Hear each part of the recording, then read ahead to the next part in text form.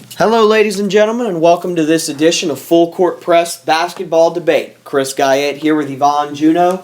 Special edition Thursday, March 12th, 2015.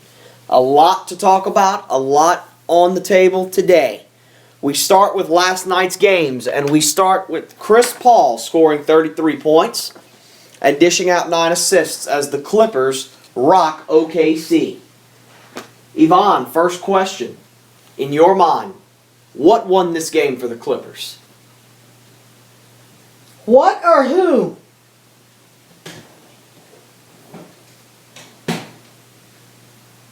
Chris Paul won this game. Chris Paul won this game. As far as from a Clipper standpoint, and I'm going to say it probably for the third week in a row, he plays a lot better without Blake Griffin there. Okay? I know everybody's so anxious for Blake to come back. Okay? But let's not forget the other side of the coin. As well as Chris Paul did for the Clippers,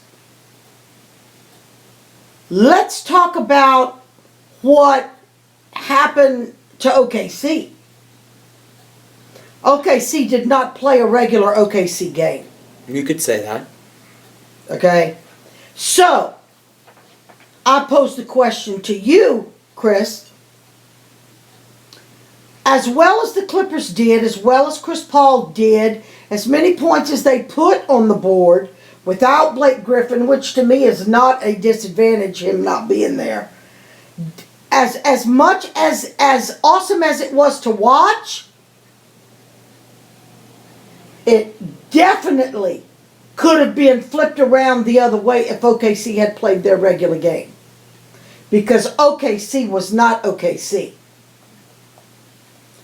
What do you think happened? Well, let's start with the fact that you can't judge this game like you normally would because of the fact that Blake Griffin was out and because of the fact that Kevin Durant was out. Yeah, but Blake Griffin, wait a minute though. Blake Griffin's been out for a while, and so has Kevin Durant. Okay, so they both had equal disadvantages. But well, did they?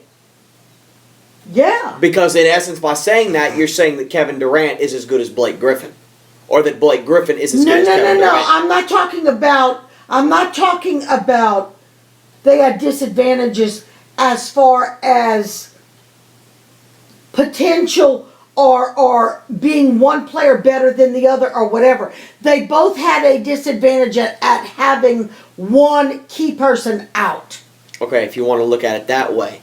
But the fact of the matter is that if and when these teams beat in the playoffs, and that's a big if right now. Yeah. As on the OKC side of things. If these two teams were to meet in the playoffs, you would have Blake Griffin. You would have Kevin Durant. So this game really didn't come down to which team is better. Right. This game came down to which point guard would have the better game. Okay. This entire game relied upon the point guard matchup. And that was obvious going in with the way Russell Westbrook has been playing absolutely off the charts and is in my mind the MVP so far this season. I agree.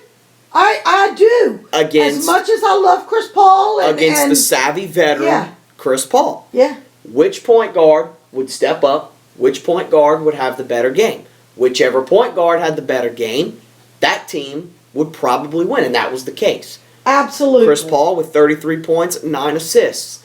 And this is what I've been trying to say for how long has it been now? 3 months? It's not just about the numbers. It's about stepping up at the right time, stepping up in situational opportunities, and he did that. And we have debated that ad nauseum. He did that in this game. Yeah. And we both agreed last week that he should do that in every game, whether Blake's on the floor or not. He should. Now, will I go as far to say he should score 33 a game? No, absolutely not. If he can, why not? If he can, and if the situation arises that he can. If it presents himself. He should not force himself to try to do it. No, he should not take risks. But he realized, just to prove a point. He realized in this game that he had to do it.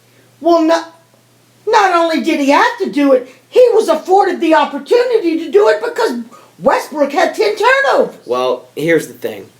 What the hell's that all about? One has to cancel out the other. Okay, and what I mean by that is that no matter if Russell Westbrook had the 10 turnovers or not, the fact remains that he still had 26 points. The fact remains that he still had 9 assists and 7 rebounds. Yes, he had 10 turnovers, but he shot the ball well. You have to counteract that with good shooting and good performance of your own. And not only did Chris Paul counteract Russell Westbrook from an offensive standpoint Right. in this game, Chris Paul forced Russell Westbrook to commit 7 of these 10 turnovers. 7 of these 10 turnovers were forced Absolutely. by Chris Paul's doing. Right. So he combated Russell Westbrook by scoring and playing defense, which this goes to prove what I've been saying. Chris Paul is the best two-way player in the game of basketball. That's what this game came down to. Which point guard would have the better game? And it was pretty clear which point guard it was had abundantly the better clear. game. It was abundantly clear. Offensively wise, they were pretty even. But Westbrook's 10 turnovers as opposed to Chris Paul's 3. That makes a difference. Question. Do you think after Westbrook saw what Chris Paul was going to do and how he was going to play and how he was going to be in his face, after about the second or the third turnover, or after about the second or the third, I'm in your face and I'm causing you to turn the ball over, do you think that was an intimidation factor for Westbrook? I don't think it was intimidation. Causing I think it was the exact opposite. Okay. I think it was the fact that Russell Westbrook is not intimidated by anyone, and he will go to any length to prove that he's not. Okay. By trying to force plays, Okay. by trying to force passes. He was out to prove a point. That's right. And when you do that And it against screws you up. when you do that against a smart, savvy, veteran, Oh, Chris Paul saw it. physical team like the Los Angeles He Clippers saw it, what he was that doing. is coached by Doc Rivers. Right, This is what happens. right. This is what happens. Either you're intimidated and you back off, or you go out to prove a point and you cost your team the game. So you made a statement a while back. I don't know how many weeks it was. That Westbrook, in your mind, at that point in time, was the best point guard in the league right now. Yes, I did. You still feel that way after what you saw Chris Paul? After you saw Chris Paul put the pressure on him and how Westbrook responded? Do I feel right at this particular moment that Westbrook is the best point guard in the game? No, I don't, but I don't think it's Chris Paul either. Right now, from a point guard position, I think Tony Parker is playing the best basketball of any point guard in the league right now. I'm right there with you. 25 okay? points, 8 assists per game over his last 5. We're talking about Tony Parker Okay, here. but I still think Westbrook's the MVP because you have to judge the MVP Oh, no. by the That's two season. no. That's two totally different topics. Right now, the best point guard in the game at this particular moment in time, the point guard playing the best basketball in the NBA is Tony Parker. Out of Westbrook and Chris Paul. Okay, in this game, but at this particular moment in time, I would still say Westbrook because this was his first bad game in a long time. Okay. Okay, and he did not have a bad game outside of the by 10 regular turnovers. standards against anybody else, this would be awesome. Outside of the 10 turnovers, he didn't have a bad game at No, all. I agree. This was the first quote-unquote bad game Russell Westbrook had in well over a month. Well over a month. He averaged a triple-double in the month of February. I know. Okay? Do you think that Chris Paul took him to school? Do you think that Chris Paul taught him anything? I don't think he taught him anything because I don't think there's anything to teach Russell Westbrook. Oh, yes, there is. Not for Chris Paul to teach Russell Westbrook. I think I think there's things that the likes of LeBron need to teach Russell Westbrook. The likes of Kobe need, because I think Russell Westbrook has a very big head.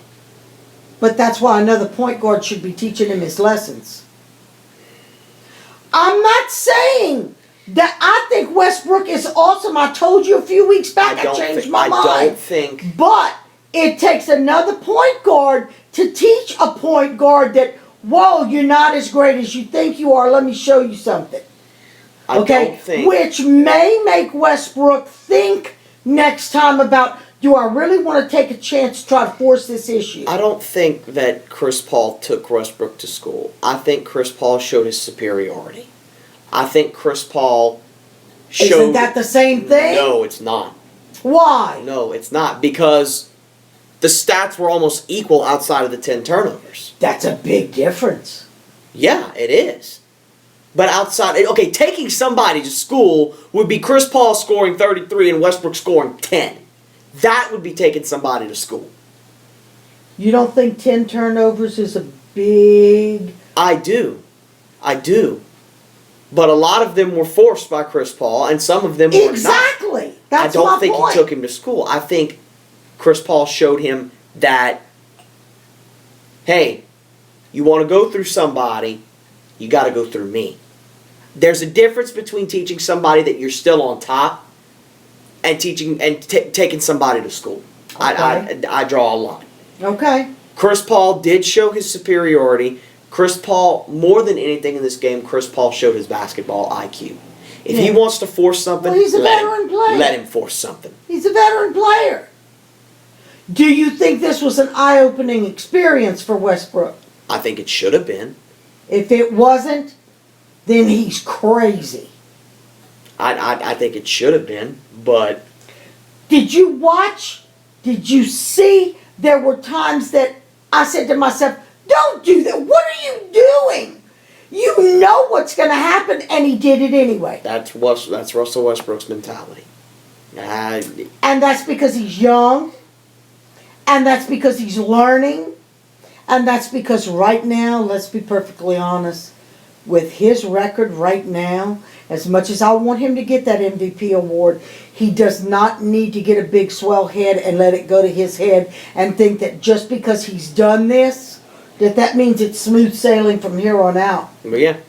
I mean, because the fact of the matter is you're out of the playoffs, son. Mm-hmm. After last night's loss, the Pelicans are in 8th. Sole possession of 8th belongs to the New Orleans Pelicans. Yay! By a half game. But we got a ways to go. But a half game gets you in the playoffs. I know. And if, if the Pelicans and OKC end the season in a tie for 8th, Pelicans get in. Because we own the season series 3-1 over OKC. So, there's your tiebreaker. Yeah, but we got a lot of games to go. Oh, yeah, we do. This game showed a lot. I mean, it showed a lot. It showed that the point guard mountain, the peak is still Chris Paul. Right. The peak of the point guard mountain is still Chris Paul. He is the best two-way player in the game of basketball, and he hadn't shown that all year. All year, he had not shown that. Until Blake went out. Until last night. Until Blake went out, but especially last night showed everybody what I've been saying on this show for months. Right. It was a great game. It was a great game from a fan's perspective because there's been so much talk about Russell Westbrook being the MVP, and it's like, this guy's the MVP? Well, yeah, he is. But he ran into a brick wall. Yeah. That's what happened last night. He had been boom, boom, boom, triple-double, triple-double against some great players. But there's great, and then there's the best. Right. Chris Paul has been the best for 10 years. Yay! You said that! I've never argued that. Okay. I've never argued that. He has been the best for close to 10 years now. At that position. Do you think, and we'll move on to the next topic, about Chicago. Do you think that he should play the way he played last night every game? Blake or no Blake? This is where you and I have the difference of opinion. Okay, let me take it one side of the court at a time. All right. Defensively, yes, he should play like this every night. Simply because, especially in the Western Conference, there are just one too many elite point guards these days. Okay. You've got to play, and they all succeed at one thing, and that is offense. Okay. Stephen Curry, Damian Lillard, Yeah. Kyrie Irving, Yeah. Mike Conley, Drew Holiday. Offense, offense, offense, offense, offense, offense, and Chris Paul can counteract that because he's so damn good on the defensive side of the ball. He proved it right here against right now, who is the best player in the league, Russell Westbrook. A quadruple, triple double. Okay, come on. He's a triple-double machine, and Chris Paul shut him down last night. Right. Okay? Defensively, yes, he should play like this every game. Offensively, I am not going to ask him to score 30 a night. What I will tell him... I'm biting my tongue. What I will tell him is that if you think you can do it, and if the situation and opportunity... It never fails. I'm not going to ask the guy to score 30 a night. What I will tell him is that if the opportunity arises, if the situation presents if you itself, think you can do it against this guy that you're going up against, one-on-one, against this team, in this style of defense they play, these are all things that you have to go over with him. yeah, You think you can do it? Go for it. But I'm not going to ask the guy to go get 30 to 35 a night. Because in this league, in this era, in this time period, it's just unrealistic to ask a 6-foot point guard to go get you 30 to 35 a night. It's at an efficient rate. Keep that in mind too. He was very efficient in this game. He was 11 of 19? Okay? That doesn't happen often. Okay? It's very tough to do. Now, if you ask Chris Paul, hey, give me 17 to 20 and 10 assists. He does that every night. He does that on a nightly basis. He does that on a nightly basis. no, he didn't. Oh, yeah, he does. Not when Blake was playing at the beginning. Yeah, he does. He averages about 17 to 18 points and around 9-10 assists a game. What happens if Blake comes back and all of this fantastic stuff he's doing goes away? What's going on? Then that's on him. I agree. That's on him. I don't care who Blake Griffin is. It doesn't matter who Blake Griffin is. Yes, he provides scoring. Yes, he provides rebounding. But yes, he should provides not be defense. holding himself back No. just to make Blake Griffin look good. No, he should not. That's what I've been trying to say all along. No, I mean, he should. But, again, in situational opportunities, sometimes it is better to go to Blake Griffin than to keep the ball for yourself. No, we don't want him to be a ball hog. Does that either. apply in the last 2 minutes? No, it does not, because Chris Paul is one of the most clutch point guards in NBA history. Okay. But, again, it's all situational with points, especially with point guards. It is all situational. Do you think, based on the beginning part of the season we saw and what we're seeing him do now, do you think that he had that stuck in his head that when Blake was on the floor he needed to pass that ball to Blake, even though sometimes he probably knew he shouldn't? I think he realizes it now after Okay. last night. Okay. I hope he does. I hope so too. I hope he does. I hope so too. Okay. Chicago squeaks past Philadelphia in overtime. Yvonne, how surprised were you by this game? That it went to overtime. I was very surprised. Philadelphia? They've already proved that they can play without Derek and they can play without Jimmy. So you go against Philadelphia and you have to go to overtime to beat them? I was going to ask you What the hell happened? Well, let's keep in mind that they didn't have Joakim Noah in this game as well. Okay? Okay. 3 starters out. 2 starters you can deal with. 3, it's a big void to fill. It's a very big void to fill. Even against Oh, a I team, know. We just did it for the Pels. even against a team like Philadelphia. Okay? I was surprised that it went to overtime. I can't say I was shocked. Because you got 3 starters out on any team. It hurts. Oh, it absolutely. We know that all too well. And then question B, if anything, what does the game prove to you? Well, it proves to me because Chicago did win. I mean, the overtime period belonged to Chicago. Yeah. They owned Yeah. the overtime period, okay? Pau Gasol had his 44th double-double of the season. That leads the NBA by a lot, okay? Yeah. 44 double-doubles. Something happens to Pal, they're sunk. It proves They to me... may as well just hang it up. It proves to me that Chicago, I will not say Chicago is the team to beat in the Eastern Conference, because I think Atlanta still holds an edge, even though Atlanta has looked very vulnerable since the All-Star break, Yeah. especially last night, which we'll talk about 2 Yeah. topics from now. Okay, that's what I said. When Atlanta went on their historic 19 game win streak, I said it would all depend on how they came out of the All-Star break. Right. And I was right. They have not been the same Atlanta team. They're still very good. They're still atop the East. They've got a locked-in playoff spot. They're the only team to be locked into the playoffs right now because they are in the East.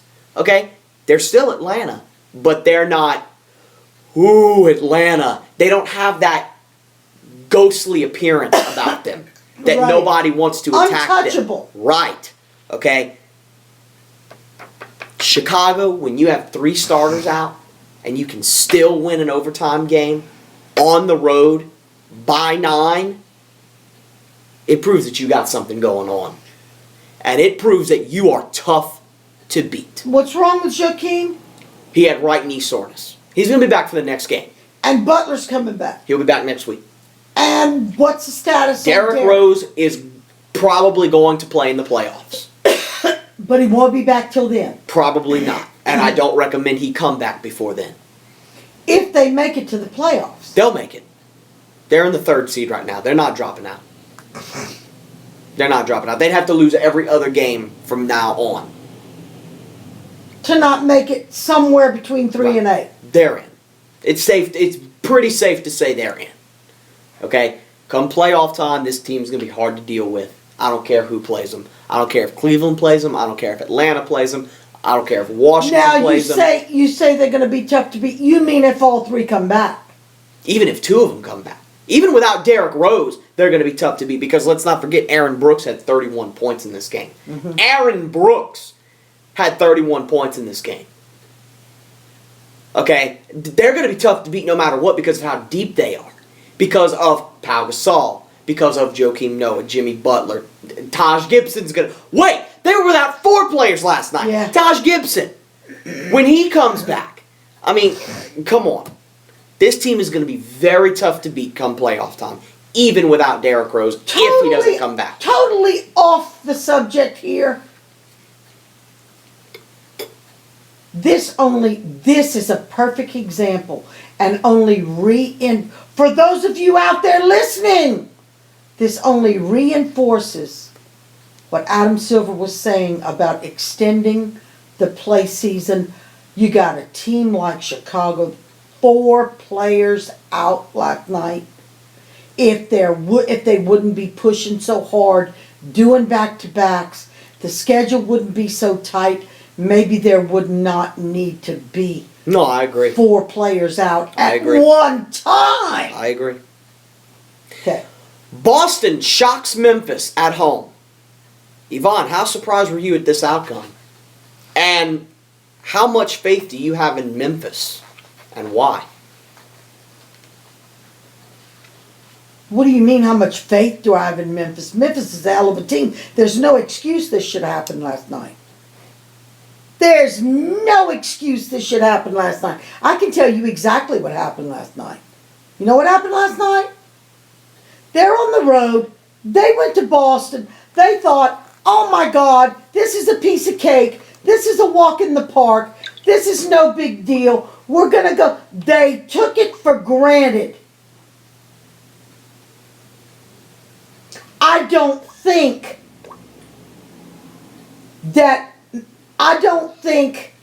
that Boston won this game as much, or maybe equal, as I think Memphis lost this game. You follow me? I don't think they played. All right, let me make it clearer. I don't think they started playing the game, and I don't think they played to the best of their ability, and by the time they realized they were in trouble, it was too late. Did you see the score go up and down, up and down, up and down, up and down? Yeah. They realized, oh my God, look what we've done. And by that time, they lost by 3 points. 3 points.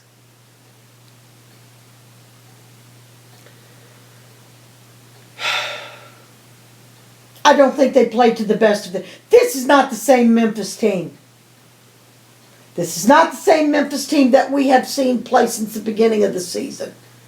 I don't know what happened last night. I don't know what they were thinking. I don't know if they thought it was a sure thing, so they didn't try that hard to start. I know one thing.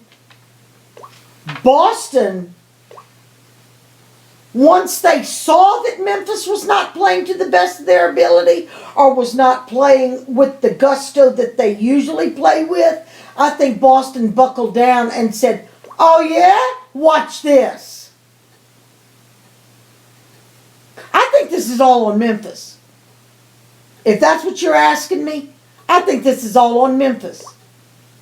And I think congratulations to Boston. I say congratulations to Boston. I know no records were set. I know there was not a player that ran over everybody. There was not anything. This was just playing basketball. And I don't think that Memphis took the game seriously enough until it was too late.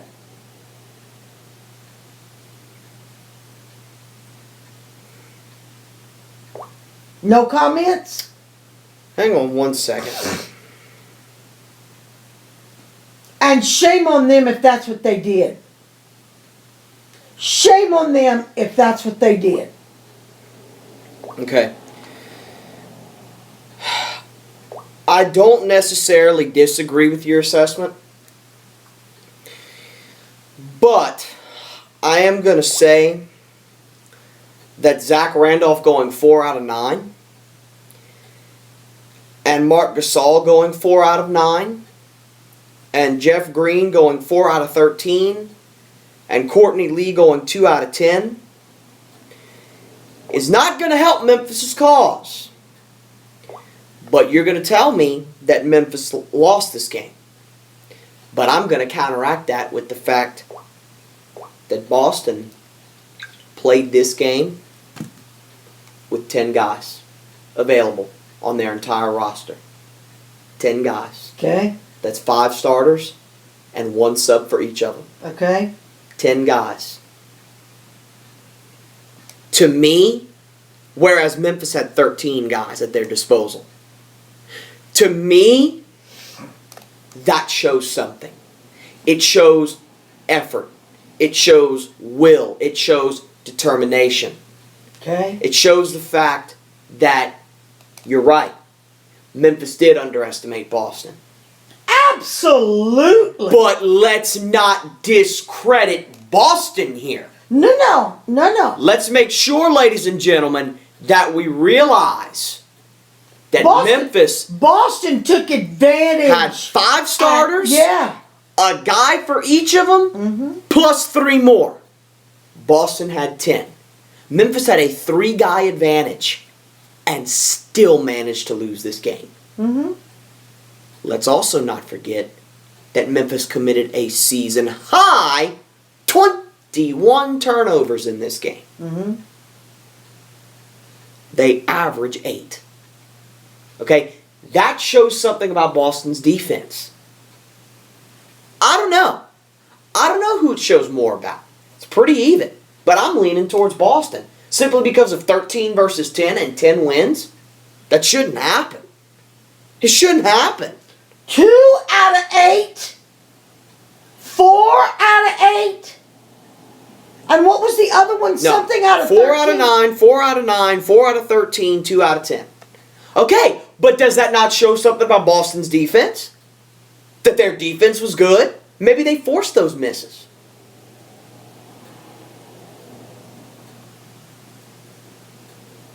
The fact is, Memphis had 13 guys, Boston had 10. Memphis should easily win this game.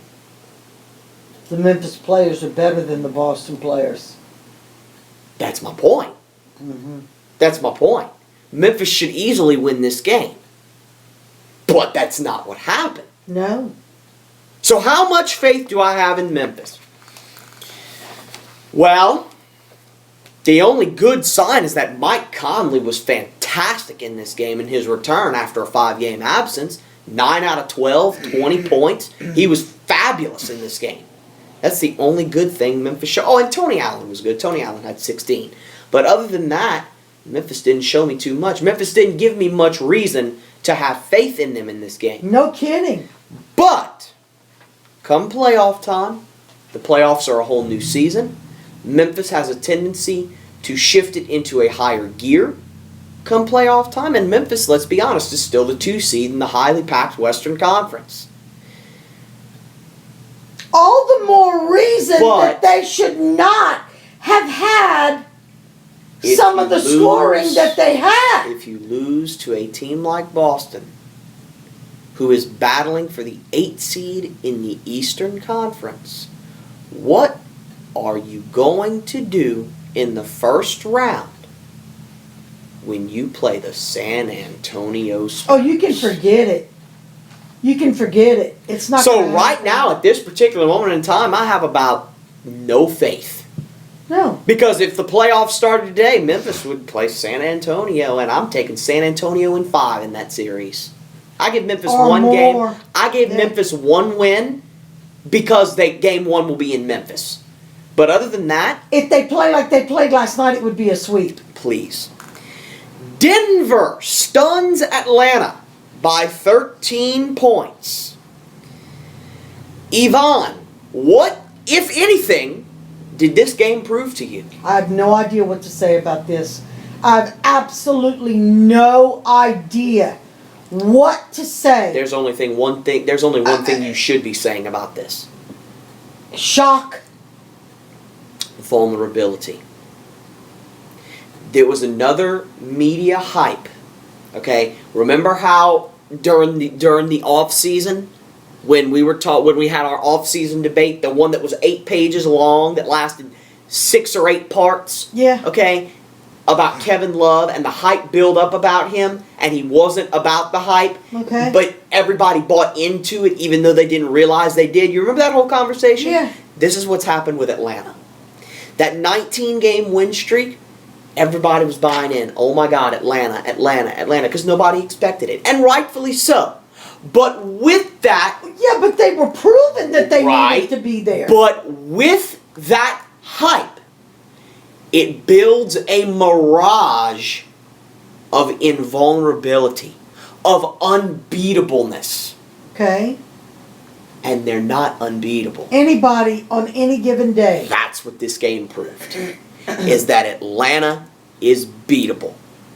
Even by a team struggling that has absolutely nothing to play for. Like Denver. And Right. Denver led by as many, you ready for this? Hold on to your seat. Denver led by as many as 34 points I didn't realize that. in this game. In what quarter was that? The second quarter. Really? It was 60-38 at halftime. Wow.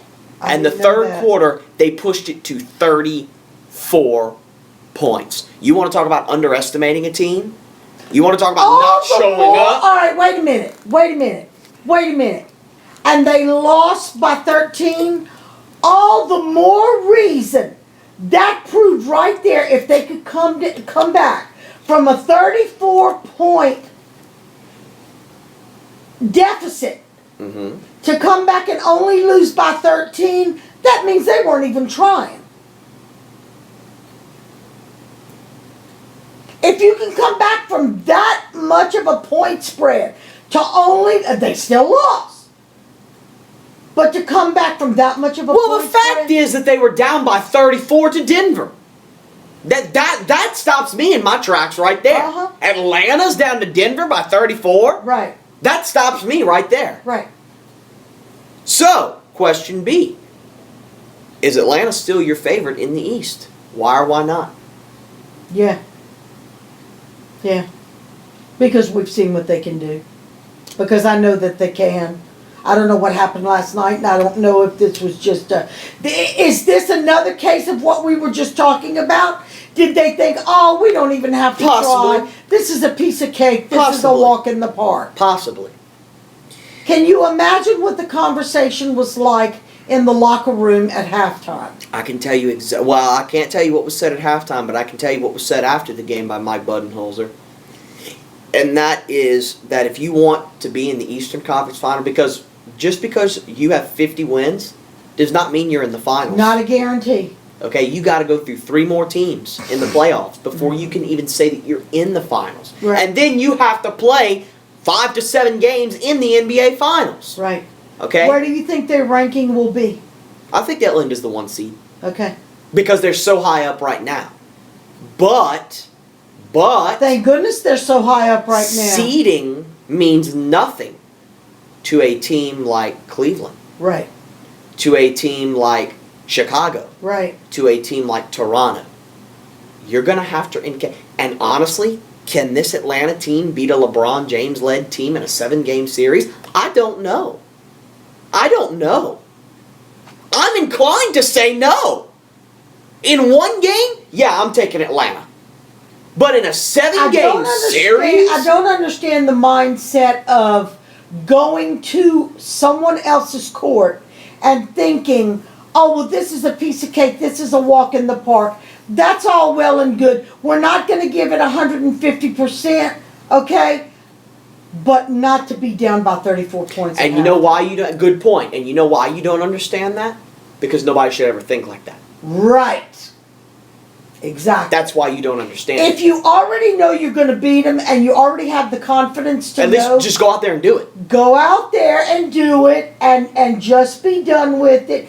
Don't play as hard as you would like if you were going against Cleveland or whatever. And you know, let you guys rest a little more. Put some subs in every now and then. I understand all of that. But halftime with a 34-point deficit. Well, at halftime it was 22, and then they pushed it to 34 Okay. in the 3rd quarter. I Yeah. mean, come on. That's nothing but embarrassing. Oh, it is. It is. That's an embarrassment. Exactly and if what you it think is. you're going to do that in the playoffs, that Go is ahead and not fall gonna behind. work. Fall behind by 10 to Chicago. Right. Fall behind by 7 to Cleveland. And see how what hard it is happens. to come back. Right. Is Atlanta still my favorite in the East? To answer the question, right now, at this particular moment in time, I have to say yes. Because we've seen what they can do. But again, I say in 1 game against Cleveland or Chicago, I'm going to take Atlanta. But in a 7-game series, I don't know anymore. Right. I don't know because Atlanta has shown vulnerability since the All-Star break. Last night they showed their There mindset. you go. Houston and Portland battle in rematch of last year's playoffs, in which Portland won 105 to 100. Yvonne, your thoughts on the outcome? Well, I thought Portland was going to win anyway. This was a hell of a game. Yep. It was a hell of a game. I watched the whole thing. Did you? It was so much back and forth. I mean, look, Yeah. after 1 quarter, Houston led by 3. At halftime, Portland led by 1. At the end of the 3rd, Portland led by 6. At the end of the game, Portland won by 5. It never got out Right. of the 10-point range. Right. It was so close. Right. It was a spectacular game. So I fun didn't to watch. watch the whole thing, but I watched enough of it to know that game is what I would consider So fun to a watch. true NBA game should be like. So fun to watch. Yeah. That was real basketball. Thoughts on the outcome? Wow. That was basketball. A lot of unexpected people stepped up in this game for their respective teams. Okay? Meaning Corey Brewer for Houston. Corey Brewer was the leading scorer in this game. Not James Harden. Corey Brewer. 23 points on 9 out of 16. James Harden. 18 points. He's mad. He's mad. I can tell you right now. He's got a psychological block and he's mad. He's got a chip on his shoulder because of having to sit out a game for putting his foot in LeBron's groin, and he's holding a grudge and it's affecting his playing. I would bet money, big money on that. And you know what? If he doesn't let it go, and if he doesn't move past it, it's going to keep showing up in all these games, and it's going to affect the team. That was not the regular James Harden. Harden, 18 points, 7 of 19. I mean, Bud, really? 4 out of 5 from the line. 0 of 3 from 3. I don't remember the last time I've seen a game when James Harden didn't hit a 3. He's mad. He's mad. He's pouting. He's holding a grudge. Let me ask you something. When I came here on Tuesday, okay, or was it Monday, that we picked these games, Mm-hmm. okay?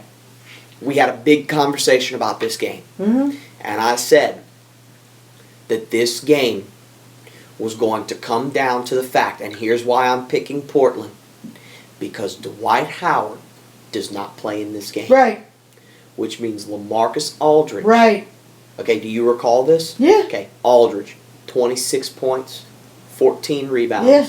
on 12 of 20. Right. Okay, it's so predictable with Houston. Right. It just, with Houston, it Well, we depends. both said if Dwight would have been on the floor, It would have been picked Houston. Well, not necessarily, but it would have been tougher to pick Portland. Okay? I would have picked Houston if Dwight would have been on the floor. I mean, let's be honest. It's so predictable with Houston Portland right only now. won by 5. It's Bud. so predictable with Houston right now. Do you agree with me that Harden is a different person since the incident? Right now, yes, Of he having is. to sit out a right game? Now, and I think a lot of that has to do with that, but I think he sees what Russell Westbrook is doing too. And he was like, wait a minute, the MVP was all about me like a month ago. What the hell? Well...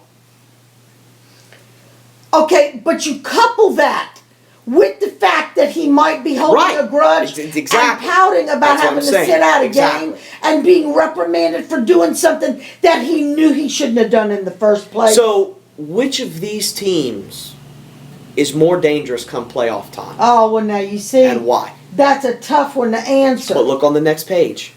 Dwight Howard expected back in 2 weeks. Look on the next page, top.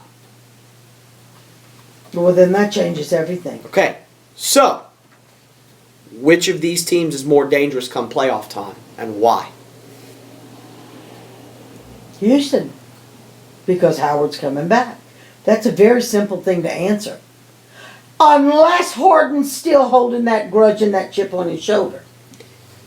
Because Harden and Dwight are like salt and pepper. They work hand in hand. They feed off each other. Okay? They do. We've seen it. And if Dwight comes back ready to play 100% and he gets out there and his partner in crime doesn't have the right mindset,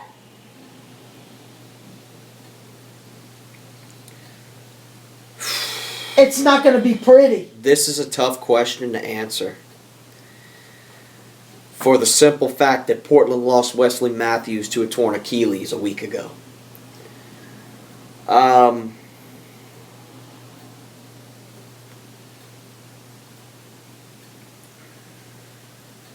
You telling me you would pick Portland over Houston? I would. Why? They proved it last year. Because of Aldridge. No. They proved it last year in a 6-game series. Portland could beat Houston. Because they did it. Okay? But that was with the addition of Wesley Matthews. You Okay. take Wesley Matthews out, it's much harder for me to pick Portland. But here's where the guy that they got on deadline day comes in handy, Aaron Aflalo. It was very overlooked, and I said, this is bigger than a lot of people are making it out to be. And look what happens. Matthews goes down. Here you go, Aaron Aflalo. I mean, Aaron Aflalo's a starter in this league. Coming off the bench, kind of like Nate Robinson. Dude, guy's a starter, okay? But he's coming off the bench. Right. But now Aflalo's got a starting spot on a playoff team. He's going to be very motivated to play. He has shown that he's very motivated to play for this Portland team.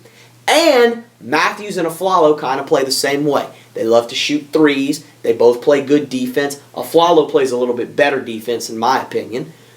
So I think it's an advantage for Portland that they got Aflalo on deadline day. But this is so close this year because of the way James Harden has been performing. Okay, this is not the same James Harden from last year. Right. It's pretty evident. Right. Okay, there were no MVP talks about Harden last year. Right. They're all over this year. And I'm judging this by a 7-game series between the two teams. This is how I judge this question. Okay, with every time this question gets asked, this is how I judge it. If these two teams were to meet in a 7-game series, who would I pick? And honestly, I've got to take Portland. Because of the fact, and I love Dwight Howard, but in the playoffs, and you've seen it before, in the playoffs, he has a tendency to get in foul trouble. Absolutely. And if you send the Portland Trailblazers to the free throw line, you are in trouble. Because Lillard doesn't miss free throws. Right. Aldridge doesn't miss free throws. Right. Aflalo's 78%. I mean, they don't miss free throws. Okay? He has a tendency to get in foul trouble. And if Dwight Howard gets in foul trouble, you're searching for answers. Right. Whereas, when's the last time you've seen LaMarcus Aldridge foul out of a game? Almost never. Almost never. And, in my opinion, Portland's got a deeper bench than Houston. I cannot tell you how beneficial that is. Look at San Antonio. Yeah. Who the hell is Patty Mills? Remember that last year in the playoffs? Yeah. Patty Mills, Marco Bellinelli, Boris Diaw, Aaron Baines. know. Oh my God! Well, actually, San Antonio, in my mind, they have like 2 starter teams. Exactly. They have like Exactly. 2 starter teams. Good way to put it. Okay? Exactly. They either set could take the floor to start the Right. game. Right. Right. And that's so beneficial. Oh, God, I mean, come on. yes. I'd have. Because if you guys had it or he's having an off It would night, be- if it's not his night, if he gets hurt, all of those things can happen to anybody. You take him out, you put somebody in. Hey, and Danny if Green. you can put somebody in who's equally as good as the person you just took out, you really haven't lost Or in anything. San Antonio's case, better, because if Danny Green has an off night, okay, Manu Ginobili, Right, exactly. come on. Right. How do you even mess with that? Well, how do Okay. you really know who to start? I mean, how do you even touch that? Right. Okay? And anybody, even LeBron can have an off night. Right. It would be that close. But I'd have to lean toward Portland. If Dwight didn't get himself in foul trouble so often, I would say Houston. But in the playoffs, Also in the he just- playoffs, do you remember how much more physical Dwight was? That's what. why he gets himself in those That's situations. why I was so angry last year. That's why he Do gets you himself in, remember yeah. the throwing elbows? Do you remember I was the even angry about it. roughhousing? I was even angry about it, and I'm a Dwight Howard fanatic. And Yeah. I was angry about it. Part 1 ends here. Part 2 coming at you next.